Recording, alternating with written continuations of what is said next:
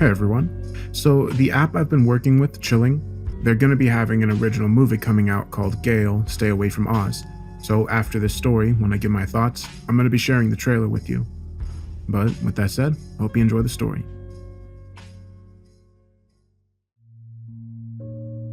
Perhaps you've heard of Andersonsburg, the old western Pennsylvanian town that, like Roanoke before it, suffered a mysterious end and left no accounted survivors to enlighten anyone as to the details of its fate. But luckily, that may no longer be the case. I've joined a university-funded expedition here and have been tasked with collecting items of value that can hopefully assist in our search for knowledge pertaining to the curious fate of the city.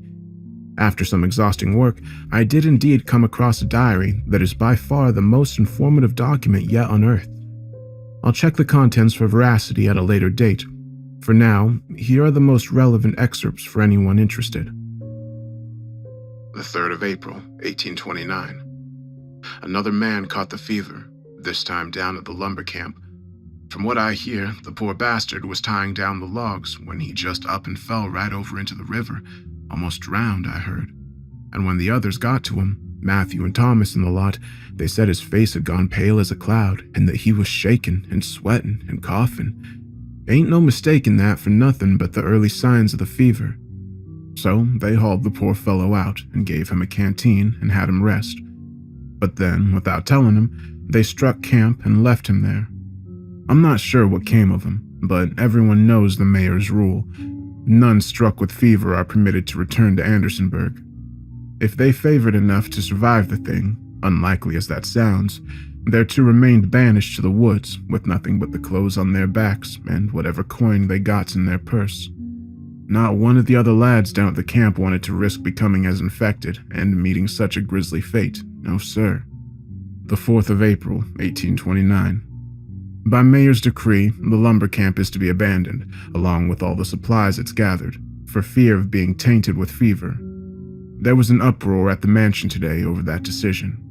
Many men are out of work now because of it, but strange enough, I didn't see not one of the fellows from camp itself down at the mansion, just their wives and some others.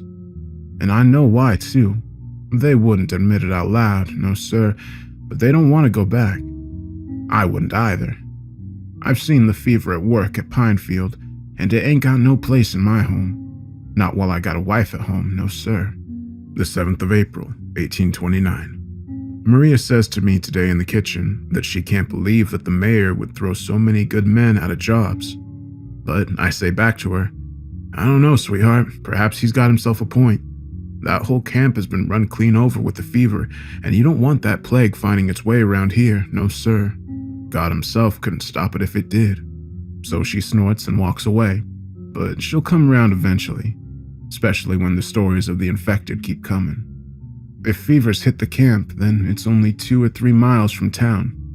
Only a matter of time, I think, before it finds its way here. God above, I hope I'm wrong, but maybe I should start thinking about taking Maria away for a time to see my brother in Philadelphia, just till all the foul things conclude here. 11th of April, 1829. A man got shot last night, not 100 yards from Jim Isley's porch. Jim says he was delirious, just stumbling around near the tree line without an aim in the world. He calls out to him as he says, "Declare yourself. You an Iroquois? I'll shoot you dead if you're an Iroquois, old boy." And he said nothing, so shoot him he did. Then Jim sent his boy Nathan into town to fetch a picket while he watched the field, thinking an Indian attack was brewing. But when Nathan got back with some men and their rifles looking for a good fight, not another Indian had shown his face. So they went out and looked at the body and saw it was something worse. That old infected fellow from the lumber camp found his way back to town in his stupor, and by God, says the men, the fever worked its way through him right quick. Says he was rotting inside out, skin falling off like a leper, teeth all filed into those wicked points. So they put their shirts to their noses and mouths, and they set the body to the flame.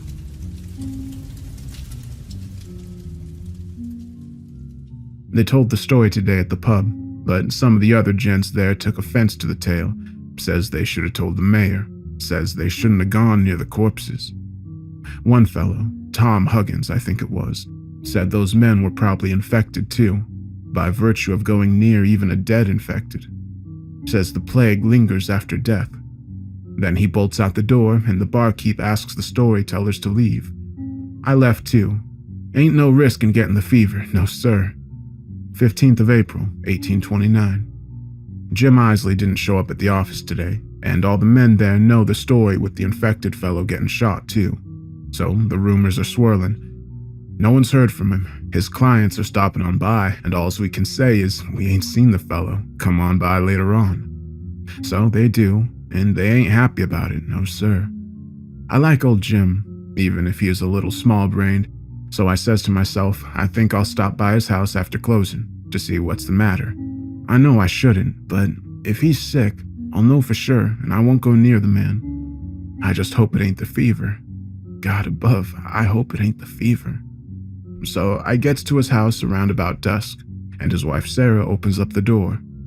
She's a sweetheart, she is, but even though she's putting on a nice big smile for her guest, I can tell she's got a worry on her mind. So I put my hat on my chest and I says, "Greetings, ma'am. Just stopping on by to extend my regards to Jim. He didn't show up at the office today, you see, and I was hoping I could see him." And then her smile fades and she says, "That's mighty kind. But Jim's under the weather and he won't let her or Nathan in the bedroom. All she knows is he's sweating and having trouble keeping down a meal." Then my smile fades, and I says without a second thought, "Sarah, I'm guessing you heard about the guest a week and a half back? The man Jim shot?" And she says the Iroquois scout. Jim says he shot him dead. So I says, "Sarah, that weren't no Iroquois scout. That was the infected fellow from the lumber camp. Jim and some of the other fellows burned the body once they saw the skin." And her face goes white as a ghost, and she just says not to lie to her, to not lie to her about Jim. And she goes and shuts the door in my face. I hope she gets her wits about her and gets Nathan out of there soon. He's a good lad, and she's got a big, kindly heart herself. They don't deserve this. As luck would have it, though, I ran across Dr. Armistead on the way home, and I tells him about Jim. Maybe he can help. 16th of April, 1829. Maria wakes me up earlier today, and she says the Isleys are gone.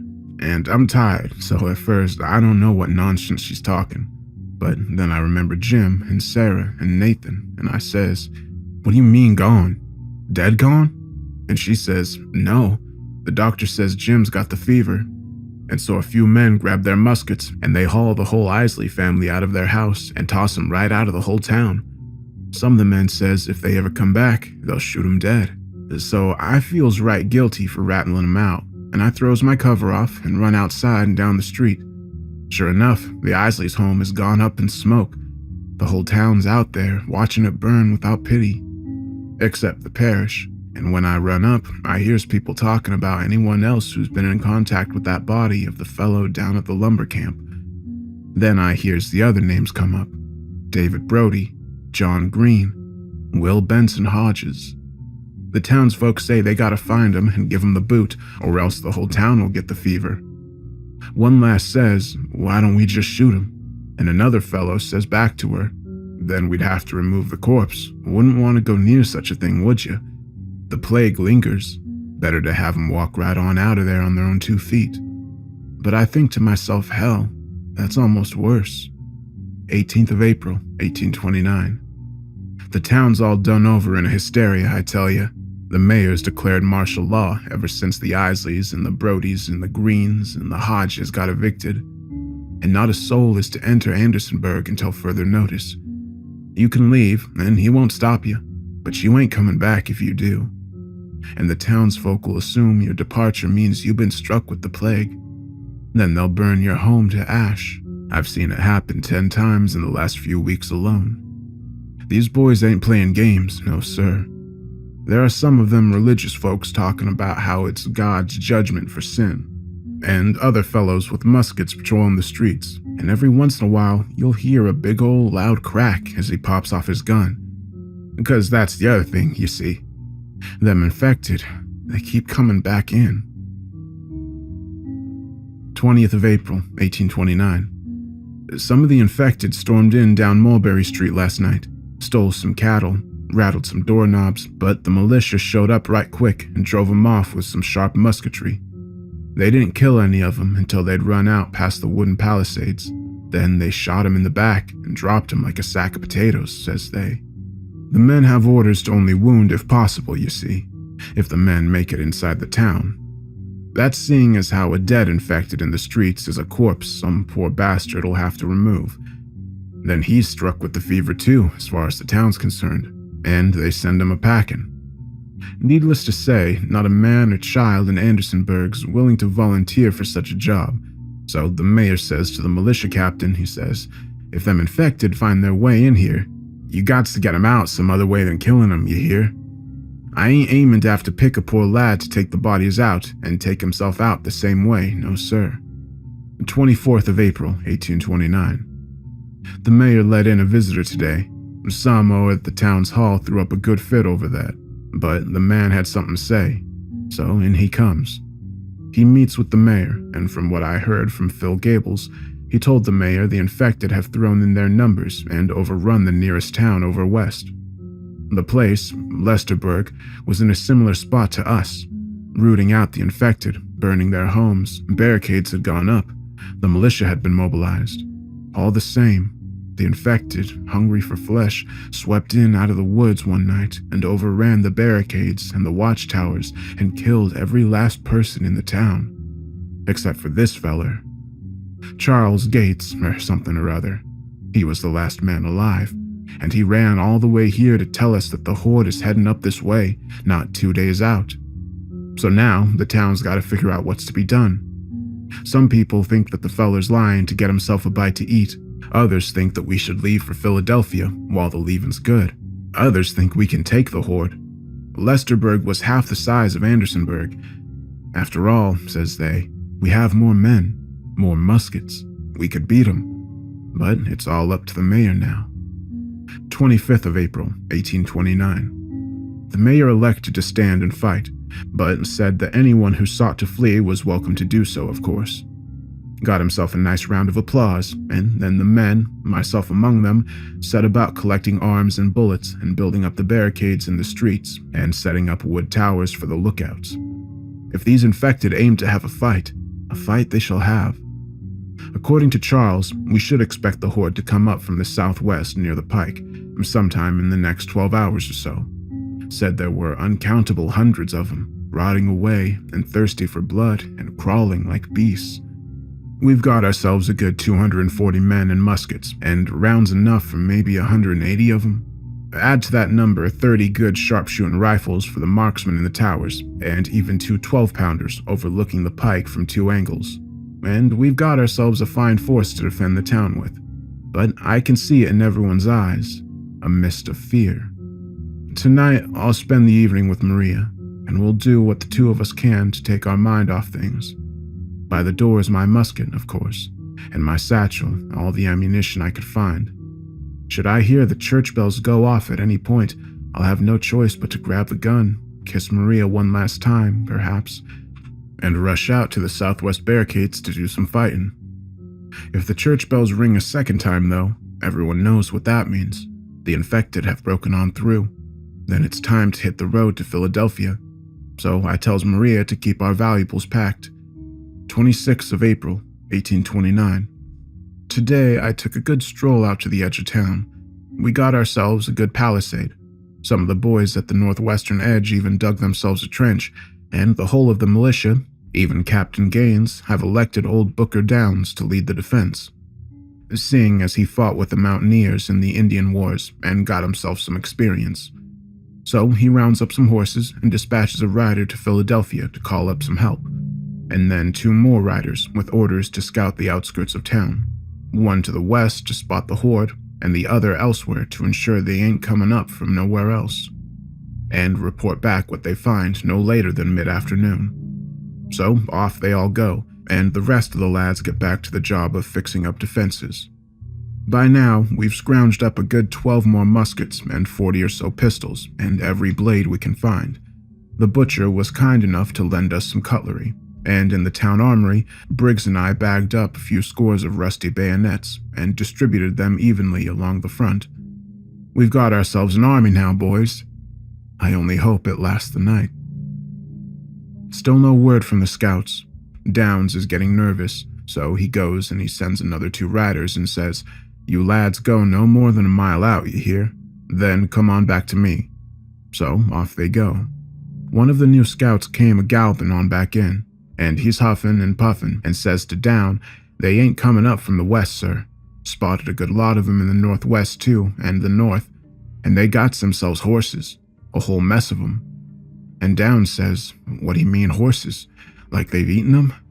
And the scout says, "No, sir, they're riding 'em, like cavalry, and dead-looking things, rotten skin, with the same eyes as those infected folk, and they're making speed, sir. They're making damn good speed."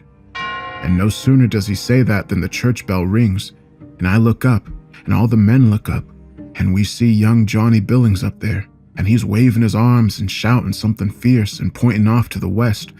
So we look to the west, and there they are, all of a sudden, a whole mess of them infected coming up the tree line and running up the hill towards the barricades. So we all run up to the wall and take aim, and Dow says to fire the 12-pounders, so they fire. Boom, boom, and a good few of those infected goes a-flying. But then more coming, and more and more. So then the marksmen open fire from the towers, and they're picking the bastards off as best they can, but the horses get closer and closer. Soon they's in musket range, so me and the boys fire a volley, and when we reload, the boys behind us fire, and then the boys behind them. We fire 3 lines deep at the choke points, and pretty soon we got infected piling up right quick, not 50 yards off. Dead and more, and more. But the rest of them keep right on climbing over the pile of the dead ones, and keep right on coming, and we keep right on shooting. But then the infected did something I ain't seen yet. Far as I could tell beforehand, the fever keeps you from thinking straight, and then you're just not thinking at all. You're just a mindless thing in rotten skin that eats and kills. But today, after a good 10 or 12 minutes of fighting, the horde got up and the whole lot of them actually fell back. Now that says to me a number of things. Things discussed openly as the men set about reloading and fetching water in the interim. That means these things are thinking. They know they couldn't break our lines, and so they retreated back towards the trees. They ain't done, and we can still see their damned red eyes glowing through the shroud of trees, but they fell back. Maybe they scared. The infected haven't tried another all-out assault yet. Commander Dawns thinks they're waiting for nightfall so they can slip in unseen. So he had a handful of boys from each regiment head out into the killing fields and throw up lamps while some others stood guard. When sunlight starts to fall, we'll have our boys run out with torches and light those lamps. And the hope is we can keep the fields lit for shooting throughout the night. We got closer lamps too, that can be lit from behind the barricade without having to send men out all exposed. Sun's coming on down now. We can still see them damn infected in the trees, and we hear rustling and footsteps, and Commander Downs says he's likely to bring up reinforcements for another push. Billy's got a fine ear, and he says he can hear him talking out there, grunting and stuff, probably planning their next move. Meanwhile, the boys on this side of the palisades have been reinforcing the barriers. Still no word from the other 3 scouts, but we ain't holding our breath on their return. Around 8 o'clock, we heard some shooting at the northwest barrier, so Commander Downs sends me and Butler and Peyton out to see if they need help. So we get there, and the boys said that things had tried crawling through the tall grass for cover, and were only about 100-some-odd feet from the palisades when the boys spotted them and started shooting. So we goes back to Downs and tells him, and he calls up a council of war with the regiment heads and says given that and the retreat from earlier, it's clear the infected are smarter than we thought. Made a point to say that no weapons could fall into their hands, not under any circumstances, no sir. Now we all's waiting on that big night push. Sure enough as hell, those infected bastards made a second big charge against the barricades at the same time, sometime before midnight. Damn near caught us with our pants around the ankles too. We hear the rifle cracks from the marksman's tower, and then the 12-pounders fire off, and then a flurry of muskets fire from the northwest. Then they hit us twice as hard as they did before, and we're firing volley after volley into them. stacked up 3 lines deep to keep the musket balls flying, and they're hitting the dirt as bits and pieces of them are flying, but still, they keep on coming. Then they start hitting back. Even though they're still a good 50 yards to the palisades, they bring up rocks and start flinging them towards us, fistfuls of gravel flying through the musket smoke, and they peppering the boys and knocking teeth loose. Men start to yelp when they get hit, and them 12-pounders are firing away too. Boom, boom, every couple of minutes, and that tears big groups of them down. But they keep on coming till they was right up at the palisades, and Commander Downs told the front to start up with their bayonets and blades and tomahawks. I remember how close the bastards came to taking a big old bite right out of my neck. Luckily, old Bruce nicked the sumbitch with a bayonet to the head and he keeled over. Not long after that, the infected retreated again. But now, we got a fresh problem. We got casualties. Men are bit. Men made contact with the plague, and so we's got to do what we all knew we'd had to. Get rid of the infected. Commander Downs rides up and he takes a good long look at this one poor lad, arm bleeding from a bite, and he tells him to head out and relight the torches. The boy looked all forlorn, and as soon as he lights the torches, Downs has one of the men fire at the poor lad. He dropped like a stone, dead before he hit the ground. That one hurt us all, I think. But he wasn't done neither. Some of the other men got touched by the fever too, and so me and the rest of the boys backs up and level some rifles at him, and we asks Commander Downs, "What do we do with him, sir?" And he says, "You know what we do. We send him away." So at gunpoint, we show the men to the gate, and they're begging and they're pleading, but we got no choice. So out they go, and we say we'll fire at them unless they get as far away from town as they can. We all knew what was coming, and sure enough, as they got near the woods, infected ran out and dragged him in. We all watched till the screaming stopped and the bushes quit shaking. Few of the men here got sick. Others cried. I just wrote it all down. God above, I hope Maria's as far from this hell as possible. 27th of April, 1829. We slept in shifts last night, and luckily there weren't many other attempts by the infected to rush the barricades. But we're tired, the lot of us. Damn hell, we're tired. I'd be amazed if any man got a lick of real rest. We was silent, but we stayed up, and we listened good to the sounds of infected howling out there in the woods. There were thousands of them, it sounded like, filling up the whole night sky with the din of their big collective war scream. Lasted for an hour, maybe more. One of the boys near me was praying all night long, begging for the good Lord to come down and save us. I asked him to put in a good word for me too. This morning, some of the wives pitched in with medical aid and a big hearty breakfast. So we ate well, and Commander Downs allowed us to spend time with our families. Maria and I took a nice stroll, but I don't have much to say. By midday, I was back at the Palisades with the other men, and by sundown, we started to hear the infected getting riled up again, hearing that awful howling. Downs and his aides were riding back and forth, making sure the walls were good and solid. The cannons reloaded and manned, and the bell tower watch was keeping his eye out. And this time, we got some of the younger men to run ammo up and down where it's needed. As shooting started, we'll update if possible. God above, God help us. The infected hit us on all sides all at once. Them cannons were firing like mad, and Commander Downs was telling them, aim for the trees, aim for the trees. So they did, and after a few rounds, they managed to dam off entire entry points and slow down the horde. But it weren't more than a stopgap. Them infected were running through the musket smoke, howling and screaming for food. Some of them were even galloping towards the walls on all fours, and you could see the red of their eyes, like pooling blood. Jim Isley was one of them, and I had to be the poor bastard to put him down for good. I'm sorry, Jim. Truly, I am. But they kept right on coming. The boys were firing wildly and chopping and stabbing and screaming, and them infected was doing the same and trying to mount the palisades.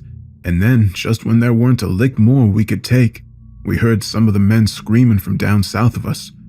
We wasn't aware we were even threatened there, but sure enough, them infected bastards had broken on through some of the pickets and were trying to break in through the windows of the houses. So Commander Downs sent me and 5 other gents to go and put a stop to that. We burst in through the houses and stabbed him through the windows and traded shots for rocks over barrels. I got all good and cut up from the exploding glass windows, but I ain't bit. Not yet. So we put a stop to them coming in that way. But when I got back, I explained to Downs real good that they were going to try that again sooner or later, and we needed a good force of men to guard up there. Turns out he'd gotten similar reports from other parts of town though, and so we'd had to stretch our lines real thin to cover it all up.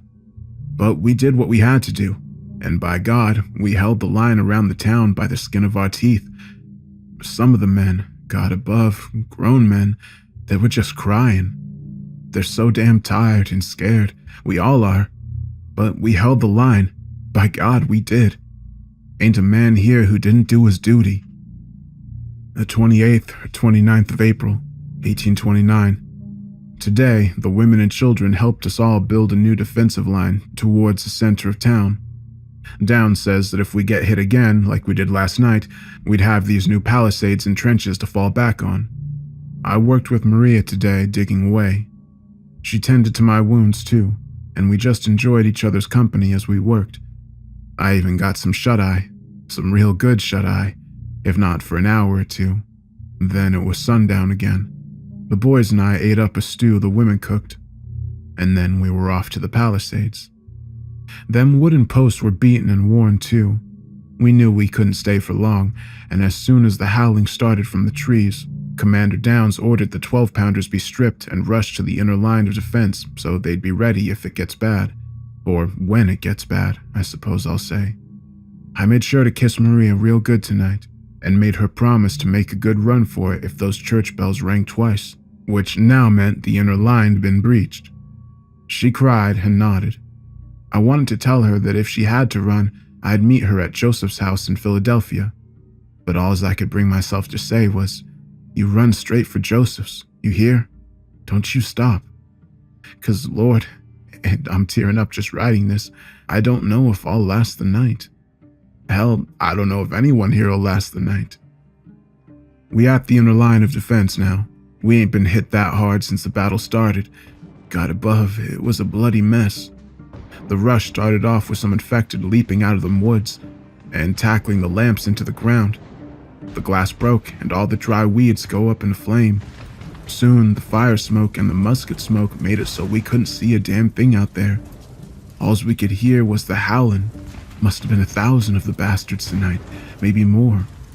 So we'd been shooting for a good while and hacking and throwing rocks, and then we heard the commotion up at the other wall. And boy, we knew it weren't no small thing. There were men screaming and the shooting altogether stopped up there. We knew they were done for, and Commander Downs rides up to us and he says, "The northwest palisade is breached. Fall back to the inner line. Fall back." And so me and the boys pick up our guns and beat a fighting retreat down the boulevard towards the inner walls. Then them infected start pouring over the palisades, and we knew there weren't no throwing them back. Not this time. So we get back to the inner palisades and we start right up again, shooting and firing those 12-pounders. Boy, and them infected are coming at us from every side now, howling the whole way, burning up and getting shot all up, but still running at us. Now we've got kids in the camp, and I can hear the little lads and lasses putting up a good cry, even over the din of the fight. And I thinks, how's it we ain't sent them little ones off to Philadelphia? How are they still here? Maybe it's because Downs thinks their being here will inspire us, to fight even harder. Anyways, after a good more hour or two of shooting and stabbing, the horde dwindles a bit. And that's when Briggs sees it.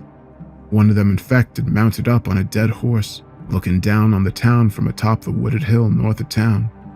We only see his silhouette and those red eyes peering at us through the smoke and flame, but he's there, right as rain. Briggs points and we all look, and we gotta catch our breath in our throats. Them infected got themselves a general. From the looks of it, he's just sitting up there, watching his plague runners set the town ablaze. Not too long after that, some sunlight comes up over the church tower, and then the horde falls back. We don't know how far. We don't know if they ran back to the trees or if they're still inside the town, staying in our houses till dark. Downs says we can't spare nobody to go and takes a look, so here we stay, here at the inner palisade by the edge of the town, and we waits for nightfall, and that infected up on that horse. 29th of April, 1829.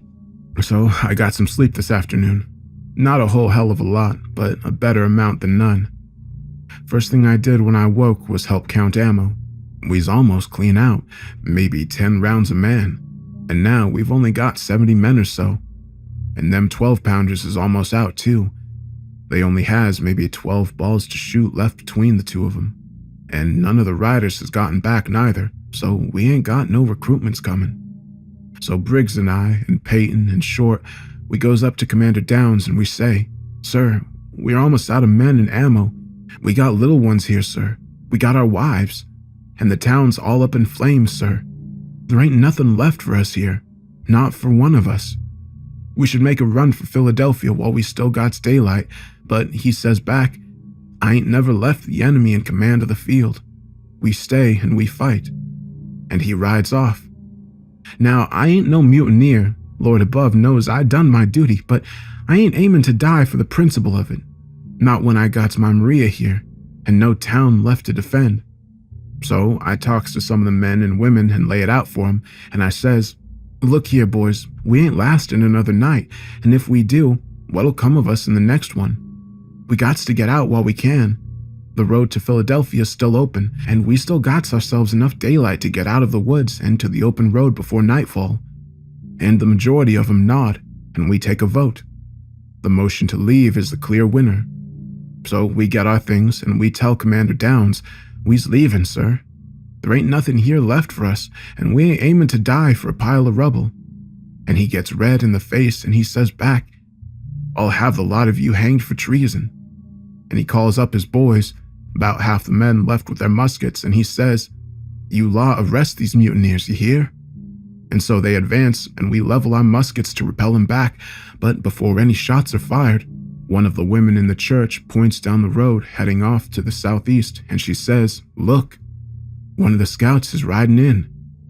So we all turn back and look, and sure enough, old Dave Benjamin's pulling up into town, and he looks like hell itself. He says, "Water, water," and we give him a canteen, and then he says, "I was coming up with a column of state militia from the Midland, all the helps I could muster up, but them infecteds, they're everywhere, all over the road, out in force. I swear they was lying in wait for the lot of us, like an ambush, and they leapt down on the main road and just tore into the poor lads. They didn't have a chance. I'm the only man who made it back. I needs to tell y'all that the road to Philadelphia is blocked.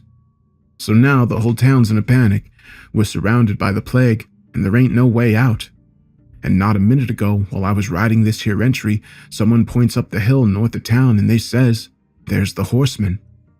And we all look, and there he is, that plague rider, eyeing the town with that wicked red stare of his, and that of his horse.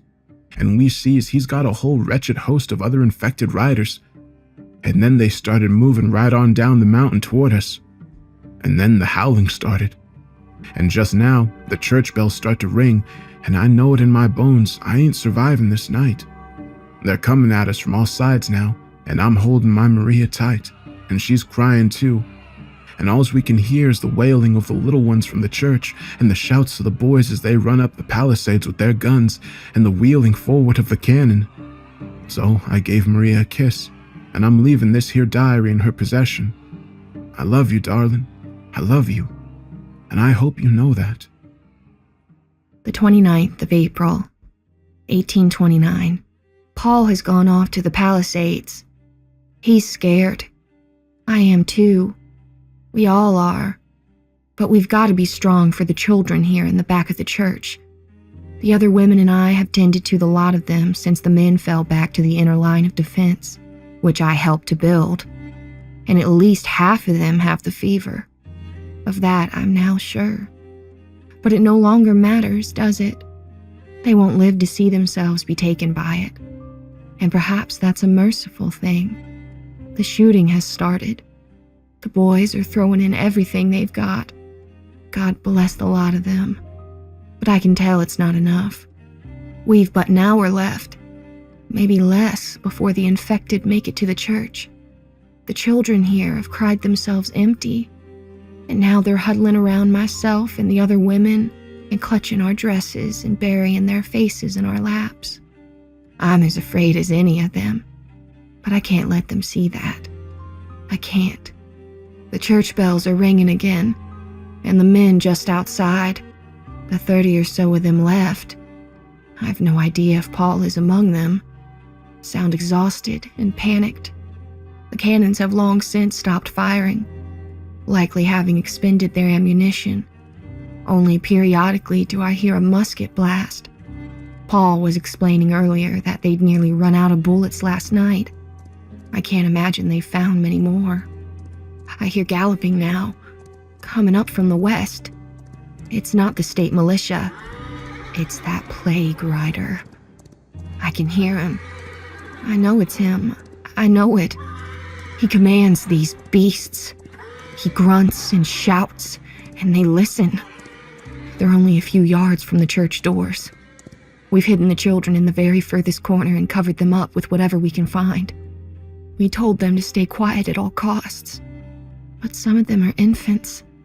They'll cry for their mothers. And when they do, the whole lot of them will be found.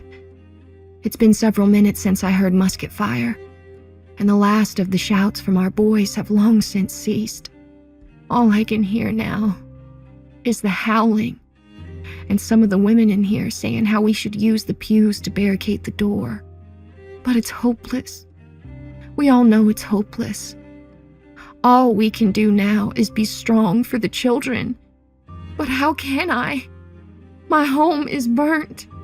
My Paul is gone. All our boys are gone. How can I be strong when my strength is gone? The infected begun hammering away at the church doors and windows. We are surrounded in here. God, Lord, give me strength, please. Father, give me strength just for a little while longer. Just for a little...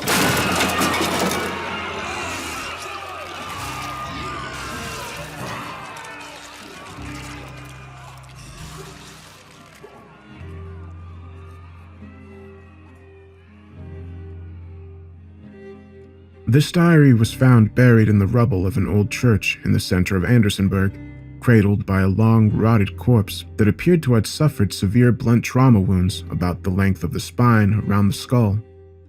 There are multiple other skeletons strewn about the floor of the place, all but one of which appeared to have suffered similarly. The other one, an infant corpse, and one well hidden in the corner, appears to never have suffered a wound at all. It looks instead to have perished of starvation, likely some days after the events described here.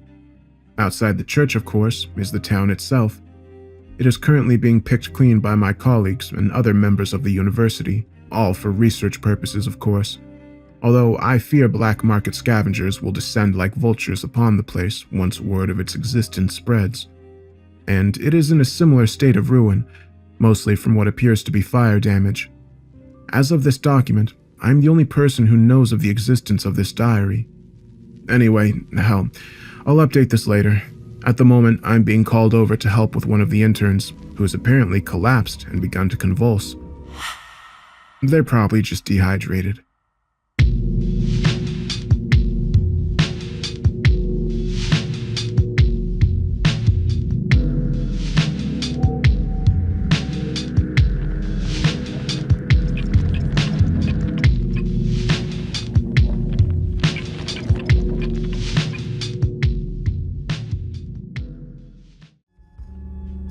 Alright, so I hope you liked the story. I'm excited to see what you all think.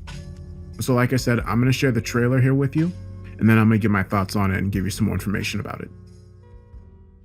Just relax. Listen to the sounds, the tempo, and just picture yourself there, in your dreams. Can you see it? Talk, tick, talk, tick, talk. Are you there?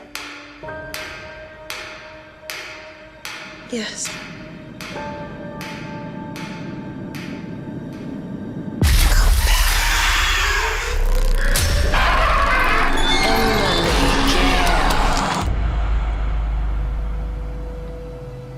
Emily.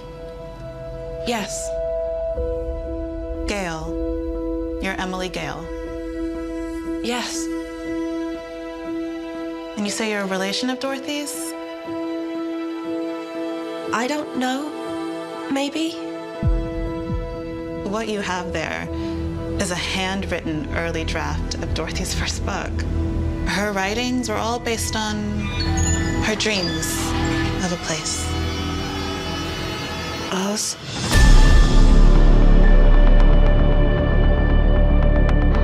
I feel this is the best chance we have to unlocking all of this. To finding the truth. The truth? Yes! About Dorothy, the slippers. Stay away from us! Stay away from us! Stay Your away dreams. from us! They're the key to all of this. Stay away from us! Stay away from us! Someday Where am I? on a star, Let's start at the beginning, wake up and then you can learn for yourself. not too far behind me. Okay, so the first thing that stands out to me about the trailer is that it's pretty high quality. I'm impressed with what they've been able to do so far, and I'm pretty excited to check out the movie.